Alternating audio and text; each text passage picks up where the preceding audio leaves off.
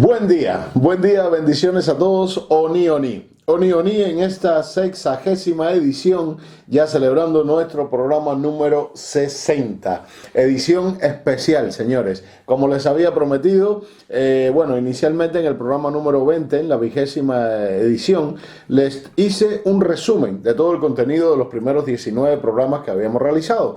En el 40º programa, en el programa número 40, pues les traía a esta invitada, a esta Yalocha, a Opatia La, Analoy, que nos acompañó en este programa, que es súper linda. Muchísimas gracias, Analoy, siempre agradecido. Además, sabemos que siempre eres fiel seguidora también de nuestro programa.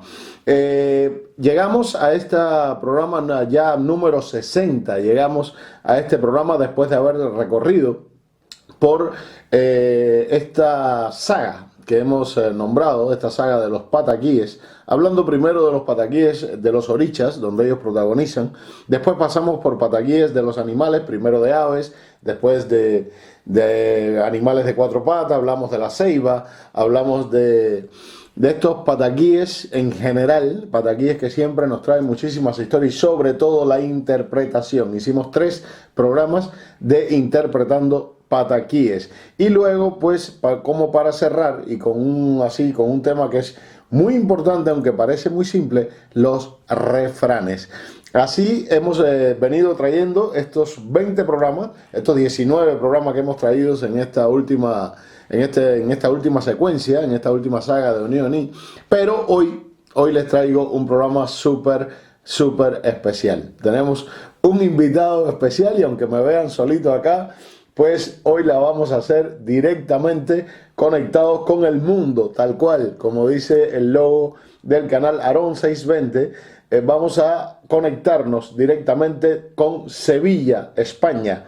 Y desde Sevilla, España, pues le traemos a este Osba Oriaté, que tanto he mencionado en muchísimas ocasiones, y para que ustedes de una vez, primero, lo conozcan, y segundo, para traerles realmente el conocimiento que se necesita y la importancia de un Osba Oriaté en nuestra religión. Bienvenido a Oni Oni, a Ricardo González Ochun Funke, Osba Oriaté de esta religión.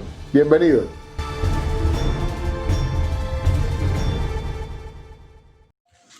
Hola, buenas tardes, Javier. Un abrazo desde acá, desde España. Saludos para los chicos del programa Aarón 620, del canal Aarón 620, para el programa Oni Oni, para todos tus seguidores y para todos los amigos e hijados y tanta gente buena que hemos dejado por allá, por Lima, Perú. Estamos, ahora acá en España, haciendo crecer nuestra religión con profundidad, respetando siempre las tradiciones orales, respetando las enseñanzas de nuestros mayores. Y aquí ahora en este momento compartiendo contigo y poniendo mi granito de arena en este tan hermoso programa que estás haciendo y que me resulta interesantísimo. Y te dije desde el primer momento, cuenta conmigo, y aquí estamos. Vamos a hacer entonces esto de una forma amena, de una forma clara. Vamos a conversar, vamos a compartir y sobre todas las cosas vamos a enseñar, que es lo que hace mucha falta en estos tiempos, que las personas aprendan, que las personas logren saber la historia de esta religión, tener conocimientos de dónde venimos y sobre todas las cosas fortalecer esos conocimientos con buenas enseñanzas, con tradiciones orales como siempre se ha hecho, y sobre todas las cosas con la buena guía de tu trabajo que estás haciendo, que me parece estupendo. Y como te repito, estamos acá, vamos a poner nuestro granito de arena y encantadísimo de estar contigo acá en el programa. Bienvenido Ricky, bienvenido, saludos a la familia de Sevilla y a todos los que nos escriben desde España. Así comenzamos.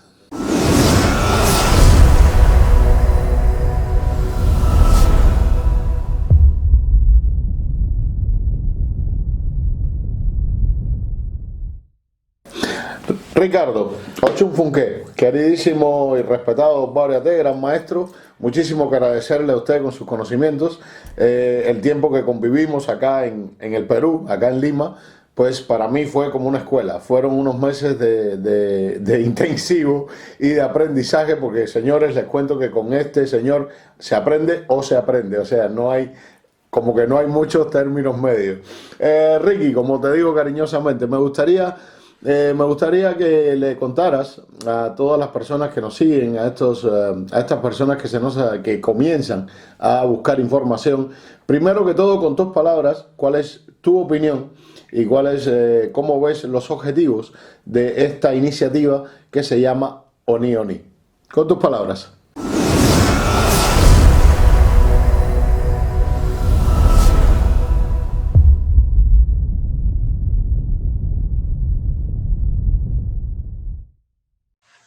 La década de 1940, Oni Oni, fue un momento muy importante y determinante en el desarrollo de la regla de Ocha y sobre todo en su evolución hasta llegar a los momentos actuales.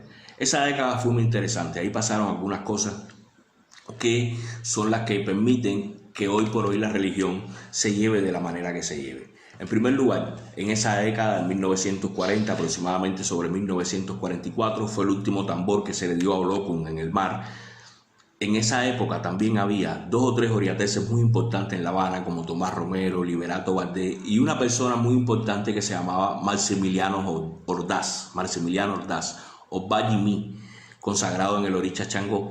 Y Maximiliano, aparte de su labor como oriaté, Maximiliano era una persona que también tenía responsabilidades políticas. Él era concejal, lo que se conoce en Perú más o menos el día de hoy como asistente del alcalde o algo así. ¿Qué sucede con Maximiliano? Maximiliano tenía muchísimo trabajo como oriaté y Maximiliano también tenía muchísimo trabajo como político. Él estaba vinculado a algunas clases políticas y estaba vinculado a algunos babalaos, sobre todo a Bernardo Rojas, uno de los fundamentales pilares de las casas de Ifá en Cuba. Maximiliano llegó a un acuerdo con Bernardo. Le dijo: mira, yo tengo poco tiempo para hacer las cosas religiosas. Vamos a hacer una cosa, tú determínamele el ángel de la guardia a las personas, yo voy, le asiento el santo, cuando termine de asentarle el santo, me retiro y tú realizas los sacrificios y rituales. Y así empezaron a hacerlo. Empezaron a algunas personas, por el mucho trabajo que tenían los oriateses, empezaron a algunas personas a delegar en los sacerdotes de Ifá para que determinaran el ángel de la guardia y para que estos sacerdotes de Ifá fueran los que realizaran los sacrificios. Y así empezó a movilizarse todo esto un poco y todo el mundo empezó a trabajar un poco que juntos. Esta situación empezó a convertirse en una costumbre y esta situación empezó a convertirse, las costumbres se convierten en hábitos y los hábitos se convierten en regla. Hoy por hoy se dice que hay un documento que está escrito que dice que Orula es el único que determina el ángel de la guardia.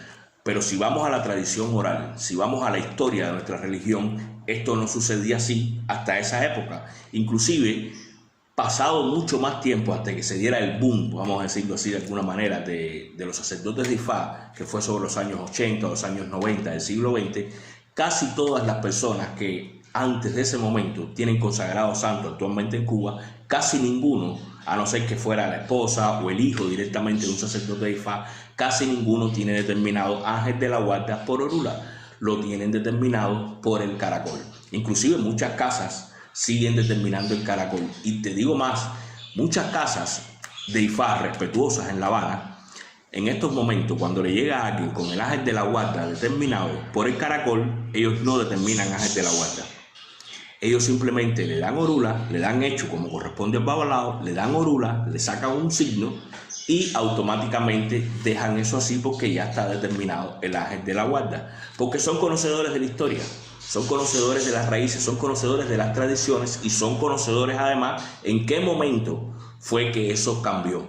No cambió por un documento, cambió simple y llanamente por las necesidades que se estaban dando en ese momento. Recuerda que esta religión ha desarrollado en Cuba a partir de las necesidades. Los esclavos necesitaban hacer sus fiestas, los esclavos necesitaban disfrazar sus orichas y hicieron la sincretización. Después los esclavos necesitaban agrupar, o ya no eran esclavos, eran personas libres, necesitaban agruparse para poder seguir desarrollando la religión y se mezclaron los sacerdotes de Changó con los sacerdotes de Ochún, con los sacerdotes de Yemayá y se hizo la regla de Ocha. Después se necesitaba tiempo para los otros trabajos que llevaban los oriateses y se empezó a determinar el ángel de la guardia por Ifá y se empezó a realizar los sacrificios de las consagraciones por Ifá. Pero esto hasta ese momento de la historia de nuestra religión era como te lo estoy diciendo.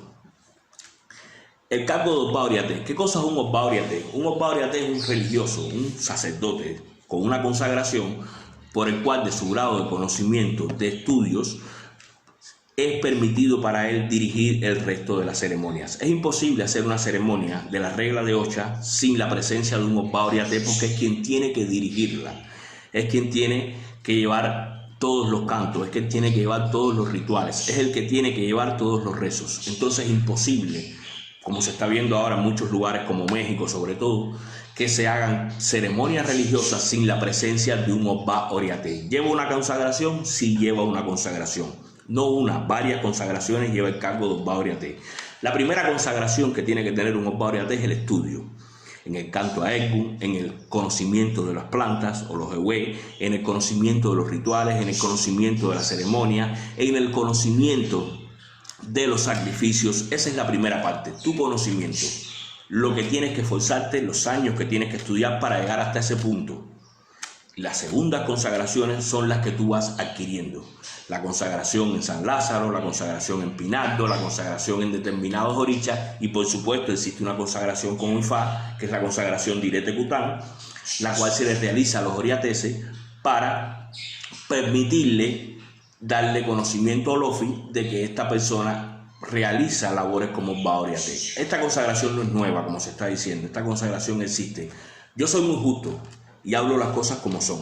Como mismo te digo que el determinar el ángel de la guarda como Orula llegó a través de una necesidad, también te digo que la ceremonia de Irete Cután, la cual permite que los Osba Oriaté se dé a conocer ante Olofi como Osba Oriaté y sus manos se le quite la maldición, también existe y siempre ha existido. Ahí están los documentos no fallan, ahí están las tradiciones que tampoco fallan, ahí está la repercusión oral y ahí está el tratamiento que se le ha dado durante muchísimos años. Esto no es un problema de que si es babalao, que si es Osba, que si es esto, eso es una guerra interminable. Lo que hay es que sentarse, analizar, conocer las tradiciones orales, saber de dónde venimos para darnos cuenta en qué momento estamos ahora. Como te he dicho siempre, se ha ganado muchísimo en extensión, pero se ha perdido muchísimo en profundidad. Y esto no podemos seguir permitiéndolo, que se siga perdiendo la profundidad de esta religión, que se sigan haciendo barbaridades, que se sigan haciendo ceremonias sin Osba Oriaté, que se sigan entregando poderes que no existen, que se sigan haciendo muchas cosas que se están haciendo, no solamente en México y en Venezuela, también en Cuba ya ha llegado a mis oídos de cosas que se están haciendo muy mal hechas. Entonces esto es lo que no podemos permitir y ahí es donde tiene que ir enfocado tu programa, Oni Oni, siempre a la verdad, siempre a decir las cosas como son, en un lenguaje claro, en un lenguaje sencillo, en un lenguaje práctico para que las personas puedan entenderlo y ellos puedan sacar sus propias conclusiones. Recuerda, como te digo siempre, los santos predicen, los hombres disponen. Muchas gracias Ricky por tus palabras, siempre es un honor contar con tu apoyo como siempre y sobre todo molestarte a cualquier hora para cualquier consulta o duda que se pueda presentar porque recuerden señores, como lo digo siempre, todos los días se aprende, esto es un estudio interminable, siempre hay algo que estudiar. Ricky, me gustaría ahorita, bueno, durante esta trayectoria, durante el programa, desde que empezó Oni Oni, primero, en los primeros programas siempre me refería a los neófitos, a aquellas personas que llegan, que no tienen conocimiento, aquellos que llegan a veces por simple curiosidad, a veces que llegan, pero también ya fuimos pasando y fuimos adelantando el contenido y hablamos de los aleyos ya iniciados o ya practicantes de esta religión y por ahí, bueno, pues ya me presentaba yo como Baba Locha, cuando traje a Ana Loy como Ia Locha, y bueno, hoy pues justamente te estoy presentando a ti como Osba Oriaté y dato adicional, pinaldero, porque además ya para llegar a ser Osba ya justamente hay que pasar por este otro proceso que es recibir el pinaldo. Entonces, ¿quién mejor? ¿Quién mejor, señores? Yo estos temas quise dejarlo siempre así porque tenía la esperanza de poder hacer esta transmisión, esta conexión, digamos, con directamente desde Sevilla, España, con Ricardo González, con Ochun Funke, para que sea él el que nos explique justamente y nos ahonde un poquito sobre estos cargos o nomenclaturas o las diferentes etapas y posiciones que va tomando el religioso dentro de la regla de Ocha. Así que Ricky, todo tuyo. Bueno, Javier, hablando de nomenclatura, podemos estar hablando toda la noche, al igual que de jerarquía. Vamos a hacerlo de una forma resumida o una forma amena y de palabras sencillas para que las personas que siguen tu canal puedan entenderlo, para seguir la línea del idioma que has estado hablando. Mira, se le considera aleyo a la persona que recién se inicia en esta religión, que recibe las primeras consagraciones básicas. Estas van desde la determinación del ángel de la guarda, desde recibir guerreros, desde la imposición de collares, cuando se da el primer paso, los pasos más elementales para iniciarse dentro de esta religión. Es un aleyo aquel que aún no se ha consagrado su oricha tutelar, pero que ya se está encaminando en los primeros pasos a esa religión. Inclusive los aleyos reciben determinados poderes o determinadas deidades antes de llegar a la consagración. Fundamental o locum, ya lo tocaste en tu programa, es un oricha muy fundamental y que lo reciben generalmente los aleyos antes de iniciarse como sacerdotes o sacerdotisas. Una vez que estas personas o estos aleyos dan este primer paso, el siguiente paso es convertirse en sacerdote, pero este sacerdote recién iniciado, ya con su consagración hecha, va a tener un periodo que es de 1 año y 7 días, en el cual se le conocerá como Iyabo, un recién nacido dentro del sacerdocio. Durante este año y 7 días tendrá determinadas situaciones que vivir, tendrá un itá que recurrir, tendrá ciertas y determinadas reglas que marcarán su inicio en sacerdocio y que lo acompañarán el resto de su vida. Una vez que se termine este periodo de 1 año y 7 días, la persona, en dependencia de su sexo, se convierte en Baba Locha o Iya Locha, padre de la Ocha o madre de la Ocha. Y esto se confirma una vez que la persona empieza a parir sus primeros santos, que es como se dice comúnmente, o a entregar él sus primeras deidades, a convertirse en padrino de aleyos. ¿Dónde se marca la diferencia? La diferencia en los babalochas no solamente se marca en el tiempo que hayan tenido ya de su consagración como sacerdotes, sino en el momento que reciben el pinaldo. El pinaldo es lo que marca la diferencia entre los santeros, es lo que marca el siguiente paso de jerarquía. Ya lo tocaste en tu programa de las hierbas, donde las hierbas excepcionales como el peregún y el güereyeye solamente se utilizan en estas dos grandes consagraciones: la ocha, el cariocha y el pinaldo. Una vez que los babalochas e iyalochas reciben el pinaldo, ya pasan a un nivel superior que se conocen comúnmente como pinalderos. De hecho, si un sacerdote tiene 10 años de santo y hay otro que tiene 5 años de santo pero que tiene pinaldo y el de 10 no lo tiene, se le considera que el de 5 años está a un nivel superior. Muy importante, los años siempre se van a respetar. Los años de sacerdocio siempre se van a respetar. Estamos hablando de jerarquía. No es que seas mayor o que seas menor, es que estás en otra jerarquía a la vez que tienes pinaldo. ¿Qué cosa es un Obba Oriaté? Un Obba Oriaté es un sacerdote, como te explicaba, que por su grado de conocimiento, por su grado de estudio, por su grado de consagraciones que tiene, le está permitido dirigir las ceremonias de la regla de Ocha. Es imposible, y estos casos se están viendo sobre todo en México, en Venezuela, en muchos otros países, es imposible hacer ningún tipo de consagración de la regla de Ocha sin que ésta sea dirigida por un Oriaté. Imposible, simple y llanamente es imposible. Todas esas ceremonias que se están haciendo, que si el babalao puso a su mujer y entonces el que dirige la ceremonia para Doro Locum o el que dirige la ceremonia para Doro Richaoco, señores, no es así. No ha sido así nunca. Es imposible que se pueda dirigir una ceremonia y hacerse una ceremonia sin la presencia y sin la dirección de un Obba Oriaté. Desde las más sencillas, como la de los guerreros, hasta la determinación del ángel de la guarda, hasta las más complicadas como el santo y el pinaldo. Todas las ceremonias tiene que haber presente un Obba Oriaté. ¿Qué cosas son los babalaos? Los babalaos, como dice la palabra exactamente, babalau, padre de los secretos, son los sacerdotes que están vinculados al culto de Ifá y al culto de Orunmila, y esa es su línea a seguir. Dentro de este mundo del culto de Ifá y el culto a Orunmila hay determinados niveles. Está el Awo de Orunmila, que se le considera a la persona recién iniciada en el culto de Ifá. Está el Babalawo, que comúnmente se le conoce como padre de los secretos, pero que en Cuba se le da una determinación, que es aquella persona que tiene coronado santo, que tiene hecho Ocha y que pasa a la tierra de Ifá.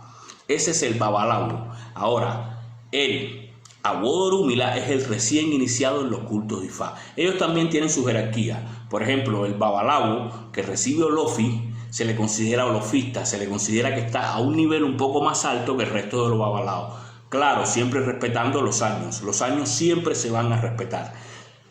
Esto de la jerarquía es un tema, como te expliqué al principio de la conversación, que podemos estar hablando todas las noches. Por ejemplo, si entramos a un cuarto de ceremonia o vamos a organizar determinada ceremonia, vemos que los enseres que se utilizan para esta ceremonia también tienen una jerarquía.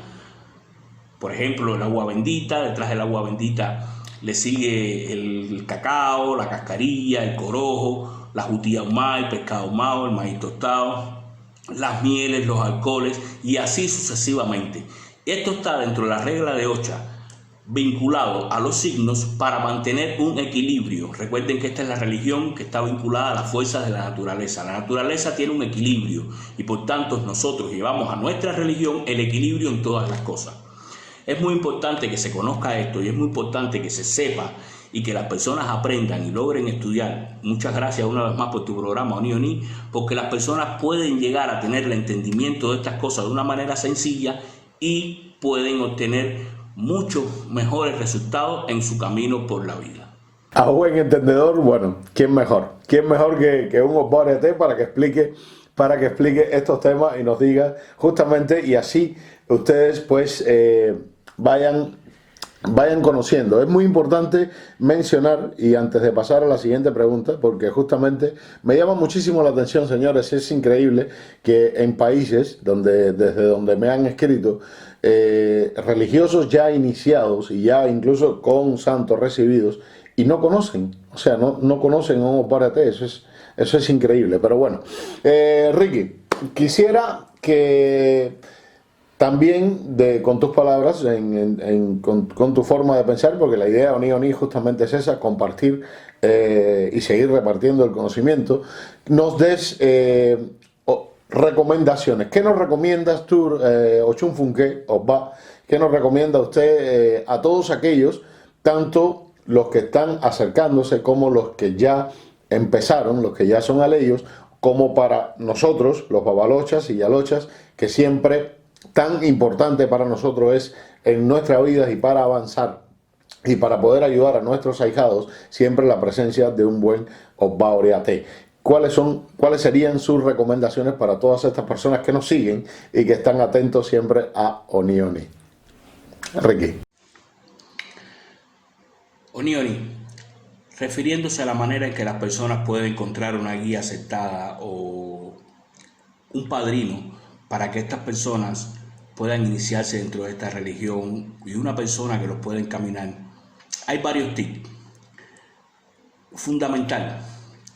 Esta persona tiene que tener afinidad con esta persona.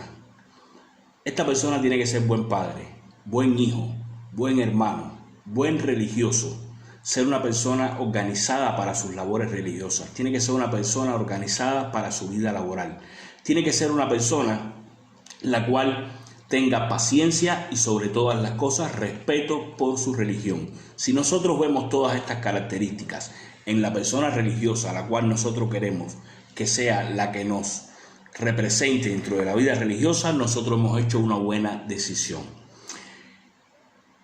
Hoy en día, gracias a Internet y gracias también a la sociedad que se está viviendo, como dije hace un rato, Internet es una herramienta que puede ser muy poderosa, pero que puede ser muy destructiva. Gracias a Internet se han creado criterios erróneos referentes a los buenos religiosos. Yo he escuchado, por ejemplo, personas que han comentado, y en el mismo Internet lo he visto, bueno, él es un buen religioso porque tiene casa, porque tiene carro, porque tiene mucho dinero, porque tiene una casa con piscina. Señores, no se dejen equivocar. No siempre la buena fortuna está acompañada de las buenas creencias religiosas y de la buena práctica religiosa. En México, sobre todo, hemos visto muchos sacerdotes religiosos que están vinculados a un flagelo tan grande como el narcotráfico. Estas personas tienen mucho dinero, estas personas tienen carros de lujo, estas personas tienen joyas de lujo, estas personas tienen mansiones, pero estas personas no son buenos religiosos, porque los buenos religiosos están en la obligación de recibir a todas las personas que vengan a su casa, pero también están en la obligación de enseñarles a las personas cuál es el buen camino a seguir. Si a nuestra casa religiosa llega una persona que está vinculada, por ejemplo, al narcotráfico, ya que es un tema que está sonando bastante ahora en el mundo, sobre todo en los países como México y Venezuela, si a nuestra casa llega una persona vinculada al narcotráfico, nosotros tenemos que atenderlo, pero es nuestra responsabilidad como sacerdotes religiosos hacerle ver a esa persona que está en un camino equivocado y hacer todo lo posible y lo que esté a nuestro alcance para que esa persona salga de ese camino. Si esa persona persiste en seguir en esas andanzas, nosotros como religiosos, nuestro deber ante nuestro Oricha tutelar y ante nuestros santos y ante Olofi es retirar las protecciones, retirar la ayuda, retirar la orientación a esa persona, porque los religiosos no pueden estar vinculados a situaciones que provoquen mal. Es muy importante que lleven esto a la práctica. Buscar una persona que haya afinidad, buscar una persona que sea buen padre, buen hijo, buen hermano, que represente exactamente todos los criterios religiosos que tú diste en un programa ONI referente a las leyes que rigen esta religión y a los criterios y a los mandamientos que rigen a esta religión. Eso es muy importante que lo tengan en cuenta las personas, que no es porque tenga un carro, que no es porque tenga una casa, que no es porque tenga muchísimo dinero, sino porque las personas sean humildes, religiosas y sobre todas las cosas buenas personas. Eso es un padrino ideal o una madrina ideal. No se dejen llevar como la urraca por las cosas que brillan. Muchas veces el oro va acompañado de la tragedia y del dolor. Y muchas veces el pan más humilde va acompañado de grandes enseñanzas, grandes sacrificios y un camino muy largo de paz, tranquilidad y salud, que es en definitiva lo que buscamos todas las personas que nos acercamos un día a esta nuestra hermosa religión.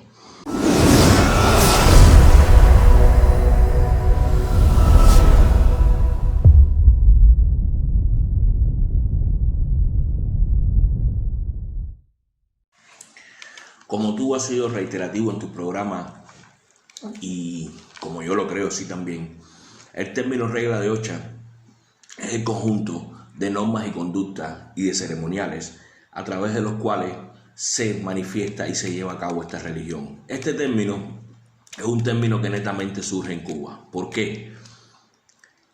Cuando empieza el periodo de la colonización, los colonizadores toman esclavos desde África, toman personas que eran libres, que eran sacerdotes, algunos de unas zonas de Nigeria, otras zonas del Congo, de diferentes zonas de África, toman a estas personas y los llevan como esclavos a Cuba.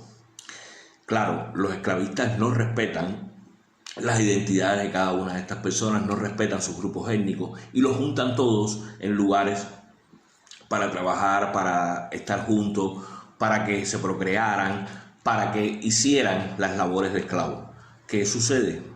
Unos esclavos venían desde el Congo y ellos llevaban las reglas bantú, otros venían desde el Lago y llevaban la religión yoruba, otros venían desde Oyo y rendían culto a Changó, otros venían desde Osorbo, de la ciudad de Osorbo, y rendían cultos a Ochún.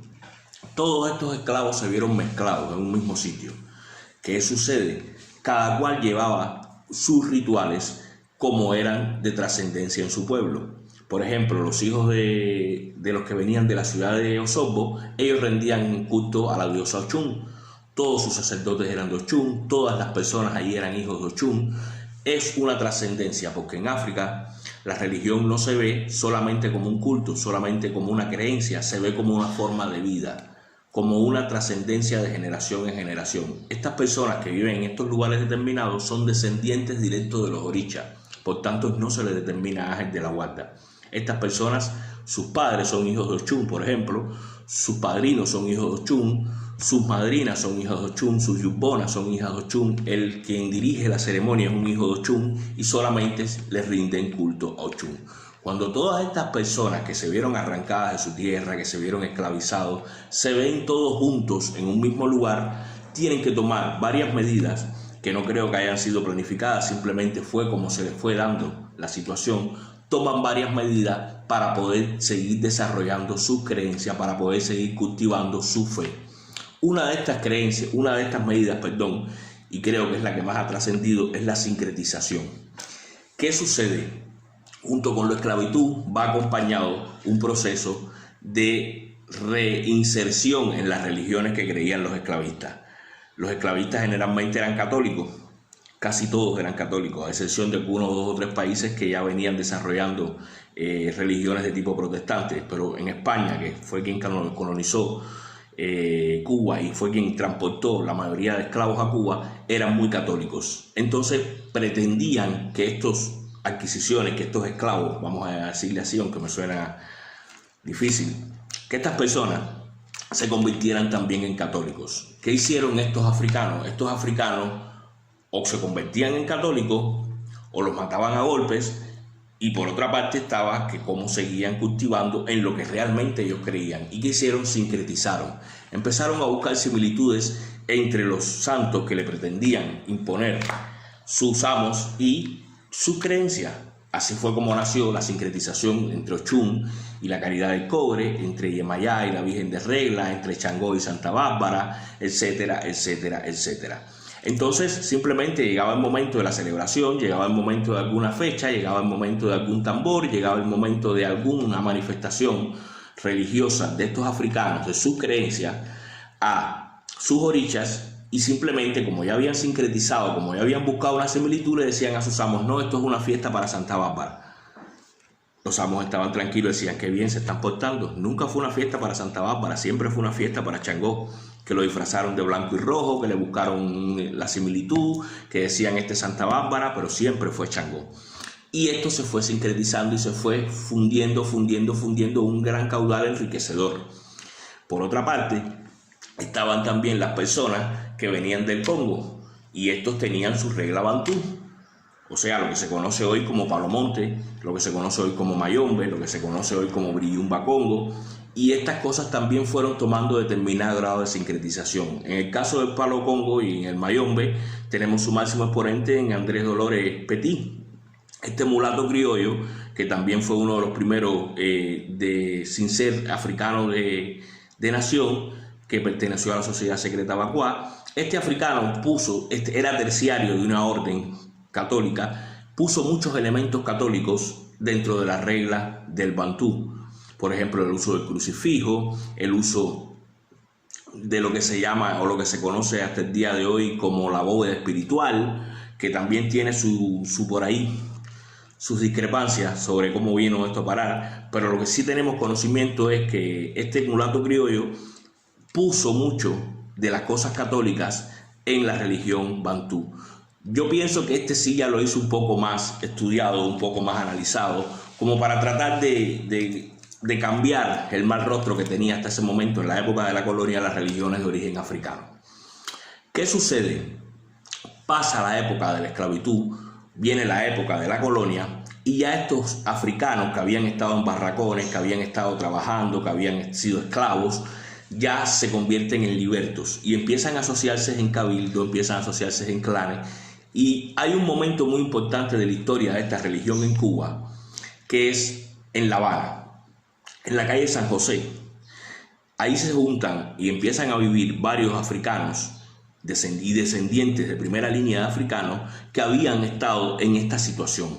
Y ellos empiezan a conformar, ahí en la calle San José, sobre todo guiados por la Tuán, por Monserrate, que era africana de nación, empiezan a mezclar, empiezan a fundir, empiezan a organizar sus creencias como una nueva regla, de ahí el nombre de regla de Ocha. Empiezan, por ejemplo,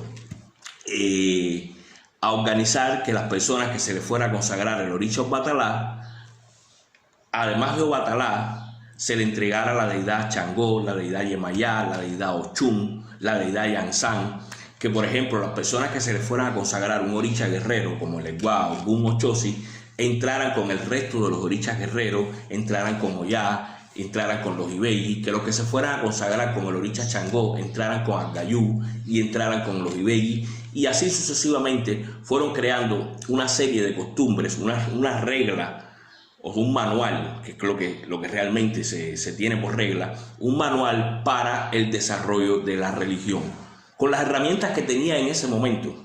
con las cosas que tenían en ese momento, con el conocimiento que tenían ellos, y fueron organizando esta religión ya como personas libres, ya como personas que podían desarrollar su religión como ellos la entendían.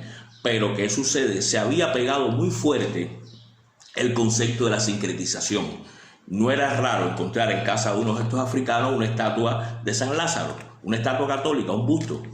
Entonces, ¿qué sucede? No podemos despegar la sincretización de la religión lucumí en Cuba. No se puede despegar porque va apareada a su crecimiento. Así como se llegó hasta ese punto de la historia, ahí también además se incluye el tema del espiritismo, porque ya había muchos africanos y descendientes de africanos que estaban practicando el espiritismo que venía de acá de Europa, y todo esto se fue mezclando, todo esto se fue confeccionando en una serie de rituales y ceremonias con origen africano, pero netamente cubano, que es lo que ha dado hasta el día de hoy la regla de Ocha. Esta gente se juntaban en cabildo, se juntaban en grupos, se juntaban en afinidades, por decirlo así de alguna manera. Ellos llevaban la regla de Ocha, que hasta ese momento no sabían, no tenía la nomenclatura de regla de Ocha, pero es lo que conocemos por ese nombre. Y estaba el culto a Ifá, que era un culto paralelo sin dejar de estar mezclado, sin dejar de hablar del mismo tema, sin dejar inclusive de muchas veces participar juntos, pero que iban de forma paralela, no iban de forma acompañada. En aquellos momentos era muy difícil ver a un babalao determinar a gente de la guarda. Normalmente lo que sucedía a partir de aquellos momentos y hasta muy entrado a la década de los 40 era que las personas se les determinaba su ángel de la guarda con el caracol. Una vez que la persona tuviera santo hecho, si en su itá de santo le salía que tenía que tener algún vínculo con el culto a Ifá, entonces estas personas iban donde estaban los babalaos, recibían a Orula y a partir de ese momento empezaban el culto a Orula. Pero ya con un culto previo, ya con una determinación previa, ya con un itá previo. Siempre se hizo así, hasta mediados de la década de los 40, y aquí hay un nuevo punto importante en la historia. Alrededor del año 1944, había algunos oriateses en La Habana de mucha importancia.